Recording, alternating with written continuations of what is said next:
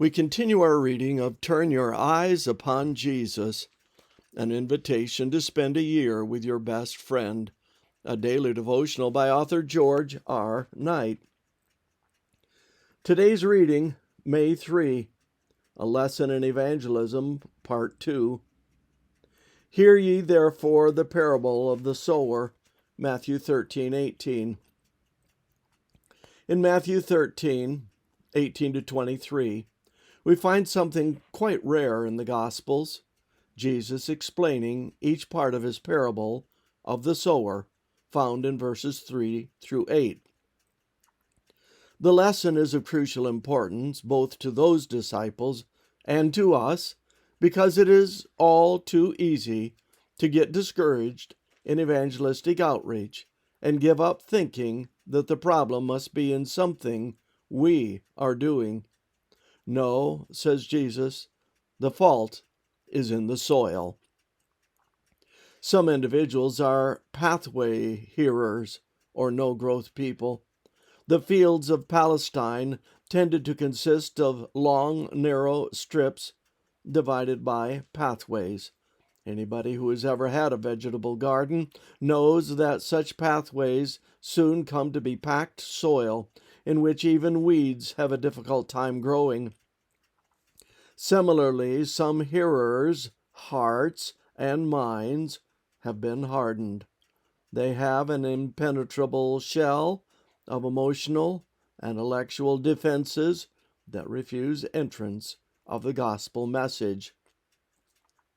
Satan is all too willing to snatch it away before it has a chance to take root.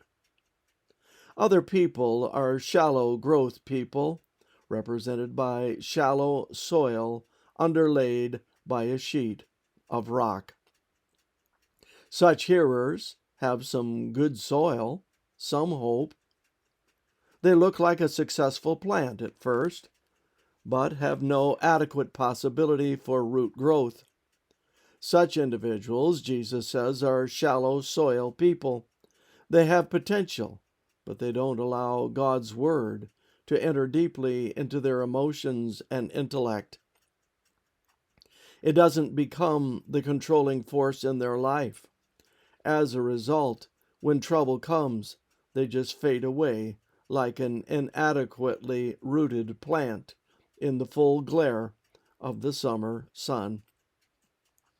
Still other people are stunted growth hearers. Any gardener knows that weeds grow faster than vegetables, and if not controlled, they will crowd out the good stuff. Such people first respond to the gospel message, then get strangled by the things of this world. Jesus noted that it is the love of things that crowds out and eventually kills their religious experience. It is only after that dismal catalog of potential Christians who fail in one way or another that Jesus comes to the full-growth people who bear fruit for the kingdom. They may not be as consistent or as plentiful as the sower may desire, but they will emerge. Failure in evangelism should not cause us to become discouraged. As long as there is sowing, there will be reaping.